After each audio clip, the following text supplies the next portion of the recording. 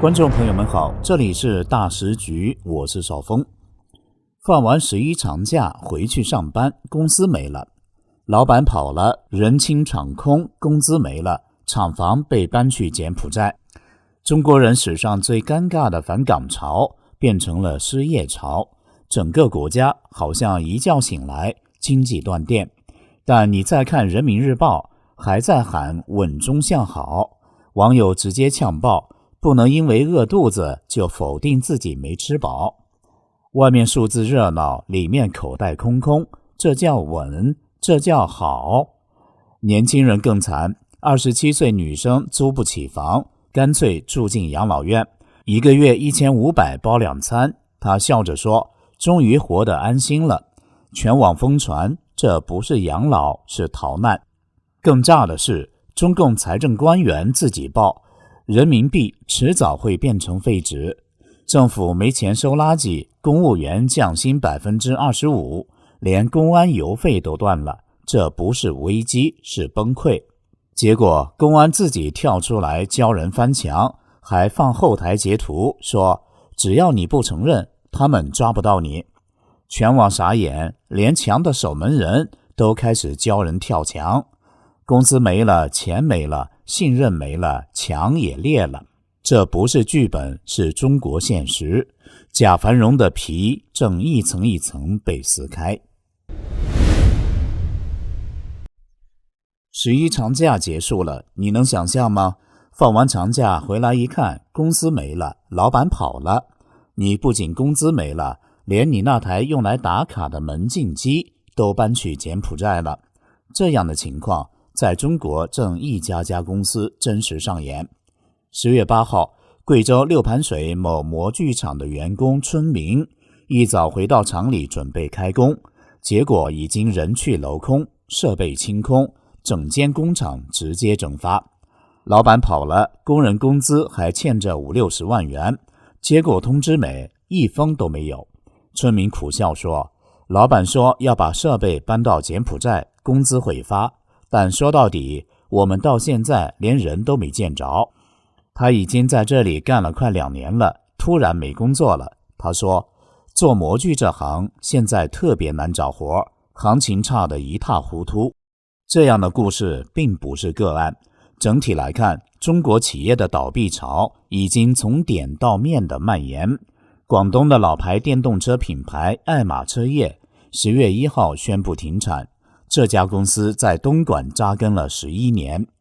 另一家佳米爱家居曾是东莞家具制造的龙头，如今破产清算，债务高达1238万元。佛山的建材大厂梧桐树门窗公司也在10月7号正式停业。可你知道吗？2个月前他们还在说要收购对手，结果自己先撑不住了。长假期间，网上还出现了大量商家低价转让办公设备，有的电商公司因亏损严重直接退场。在惠州，一整批公司的电脑、桌椅、印表机直接清仓贱卖，甚至连一位专卖猪篱笆的网店老板都说，今年真的太难做了，业绩只有去年的一半，我自己种自己卖，还是快要疯掉了。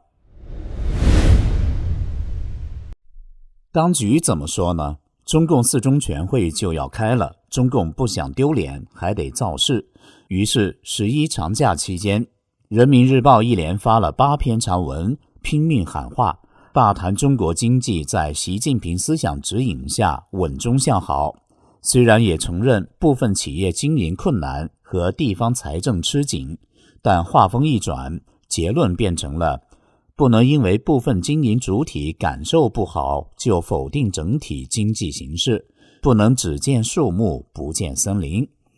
这话一出，网友炸锅了，开启反讽模式回应，不能因为肚子饿就否定自己没吃饱，不能因为胰腺和肺上长了几个肿瘤就否认整体健康状况。要知道，感受不好的人可不是少数啊。湖北武汉一位卖烟老板说，行业已经全完了，高档烟卖不出去，中档烟卖一包亏一包，现在只能靠低档烟苟活，还没货源，根本赚不到钱。广州的电动自行车店老板说，开门6天只卖出3台二手车，新车1台没动，天河区很多店直接倒闭。江苏无锡的一位打工妹说，现在工作真的不好找，我找了几个工作，老板都负债几百万，我上个月4000元的工资还没有发，结果前2天上班，老板管我借2000元，我现在都要失业了。贵州遵义的一位失业男子也说，贵州这边的就业形势严峻，太难了。美国南卡罗来纳大学教授谢田说，个体的经济感受也许不能完全代表整体，但如果数以千万计的人都说生活困难，这就不是单一事件，而是全面衰退的信号。中国问题专家恒河表示，党媒的8篇系列文章作者就是中央财经委员会，而习近平就是这个委员会的主任，这是自我吹嘘的东西，难怪网民很不买账。不管官媒对经济如何唱好，人民的感受才是真实的，在这种真实里，中国的经济还能再撑多久？27岁正值青春年华的女生不住公寓，不选合租，反而跑去住养老院，不是临时落脚，不是探亲，是真的住进去了，月租只要1500块。更夸张的是，网友们看了全都羡慕爆了。故事发生在浙江乐清市，一位27岁的女生最近在社群上分享了她和奶奶一起住进养老院的日常生活。她说，这间养老院离她工作的地方很近，环境也不错，再加上奶奶一通电话问她要不要一起住，她就决定搬进去了。现在她住在奶奶房间的隔壁，白天上班，晚上陪奶奶吃饭聊天，两人一老一少互相照顾，生活竟然过得特别有规律，特别安心。女生透露，她1个月只要付1500元房租，还包2顿营养餐，不仅有独立房间，环境安静，作息规律，晚上8点就关大门，晚归还要打电话给保安开门。她笑着说，对经常晚归的年轻人可能不太友好，但对我来说挺适合的。听着挺美好，真的吗？让我们来看看。这家乐清市的宜兴养老院院长证实，他们刚开业不久，养老院共6层，因为奶奶本来就在这里住，老年人的月费差不多在2600至3000元左右，院方是给了孙女一个友情价。这个故事意外走红，许多咨询者都希望以1500元价格入住，院方便索性将年轻人的月费统一定为1500元，水电另计，大约每月200元左右。院方决定开放1整层，专门给年轻人住。目前已有2位备考研究所的女生交钱准备入住了。院长表示，只要工作稳定，素质良好，都欢迎。这条消息在微博社群平台上直接炸锅，评论简直就是年轻人的心声现场。有的说，比租房强太多，还包吃，离上班地点近，管2顿饭，划算爆了。这要是改成青年公寓，我立马报名。有的说，这是我梦想中的退休生活耶，只是提前了50年。有的干脆说，存上等我。一个养老院竟然勾起了年轻世代对安全、便宜、舒适住房的渴望，背后反映出什么？其实这不是温馨个案，更是一种新生活形态的渴望。当城市里租房压力越来越大，孤独感越来越普遍，这种跨世代共居、经济实惠并且作息规律的生活，就是一个意想不到的解放。从这个意义上来说，年轻人住进养老院这件事爆红，也就不是偶然的了。你能接受住进养老院吗？你觉得这样的生活是创新还是妥协？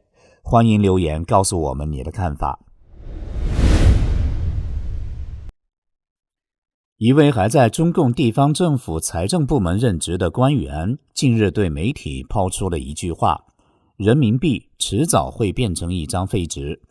这是体制内部的人在财政失能的现场看见真相后发出的警告。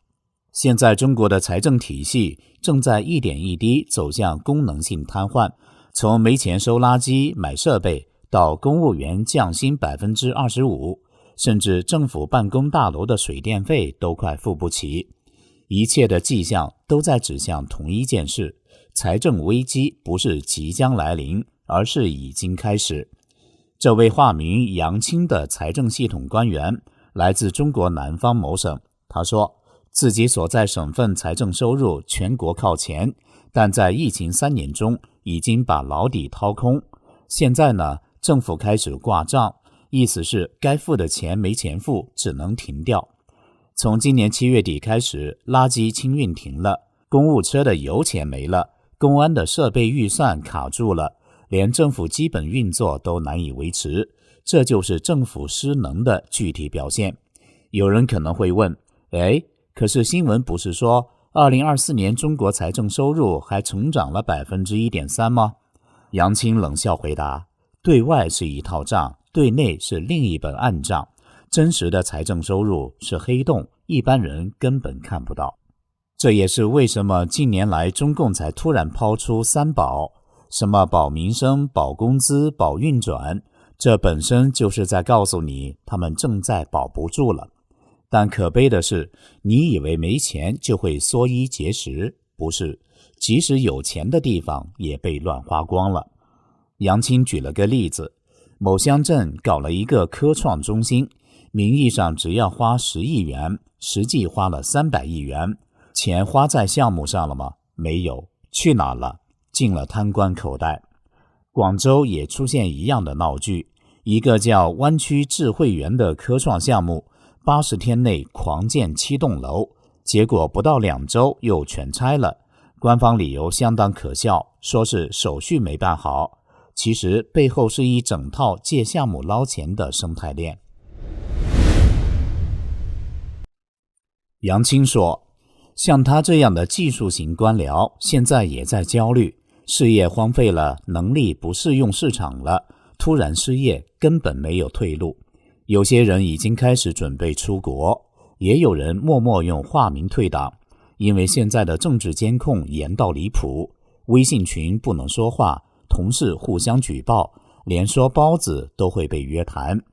他最后说得很直接，中国财政的全方位危机已经爆发，不是即将，是已经。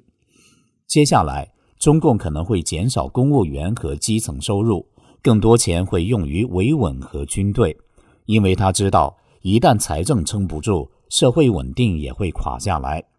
杨青建议民众要筹划避险，不要把所有钱都存银行，兑一些美元现金放在家里，做好应对突发事件的准备。就像苏联崩溃前那样，只有事前做好准备的人才能少受损失。中共的防火墙已经被盯上了，日前有红二代公开呼吁，打掉防火墙，中共几天就完蛋。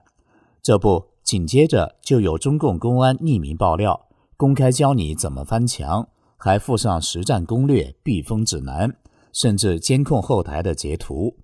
他说的一句话震撼网友，只要你不自己承认，哪怕他们有一整套系统，也找不到你。我们就来看看这篇疯传全网的公安翻墙指南到底说了些什么。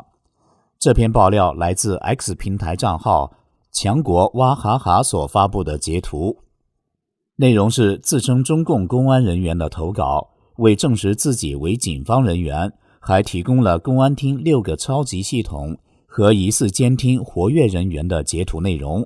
换句话说，就是体制内真实操作员的现身说法。他为什么要如此爆料？据传是因为不满中共的信息封锁，甚至可能跟日前的红二代反防火墙事件有关。爆料人把中国网民分成2类，普通用户和深度用户。普通用户只是想查资料、玩游戏，不谈政治；深度用户则寻求涉及敏感议题、活动，有明确政治立场。他说，对于普通用户，只要你不承认知道翻墙违法，警方基本上也不能把你怎样，顶多请你喝茶骂一顿，删帖了事。他的重头戏是教授如何防追踪、安全翻墙的操作。首先要设备分开，一台手机或电脑上不能同时有墙内 App 和翻墙工具，要准备2部设备，墙内墙外应用要物理分开。国产手机 App 一般会给相关部门留有后门，尤其是安卓手机，手机里装了什么软体，相关部门一目了然。之所以还没被请喝茶，一是排查还没关联到你，二可能没到那个地步。其次要注意国内 App 除了留有后门，还自带检测，几乎都能24小时上报行为。建议最好使用国外品牌，最好是苹果机，不要在设置里登入 App ID， 只在下载 App 时短暂登入，包括物理拆除麦克风，贴住摄像镜头做物理隔绝。另外是用于翻墙的手机不插 SIM 卡，因为所有被查到的案例几乎都跟手机号绑定有关。对网络建议尽量使用 Wi-Fi 或其他手机热点，不要用自家的网络。平时要关闭蓝牙、Wireless LAN 和定位，开启飞行模式。这听起来是不是像间谍片？但据他说，只要你的物理设备没被拿到，他们无法锁定你的身份。深度用户都是最高风险目标，如果你是深度翻墙者，例如写文章、发帖攻击体制或搞政治行动的人，那么不管你在哪里，就算人已经在墙外，他们也会想办法找到你。这时候对你来说，海外手机号是必须的，手机和手机号码要物理分离，千万不要连接墙内基站。他还警告，哪怕你只是一点点个资外泄，他们就有机会请你喝茶。这篇爆料引爆网络，网友们留言纷纷表示，讲得太对了，最怕的不是翻墙，而是用安卓翻墙。国产手机就是个监控器，早就知道，根本的解法只有一个，肉身翻出去。更彻底的是推翻共匪。如今的中国，恐惧与觉醒并存，连体制内的自己人都在喊话了。中共这套防火墙在1998年开始规划，2002年成型。它是全球最庞大的资讯审查系统之一，能监控、能封锁、能记录，目的是控制中国人永远看不到外面的世界。但今天这堵墙的基石开始出现裂缝，你觉得中共的墙还能挡得住民众的觉醒吗？这里是大时局，感谢您的陪伴与思考，请订阅、分享并打开小铃铛，一起在动荡中坚守真相，在黑暗中点燃希望。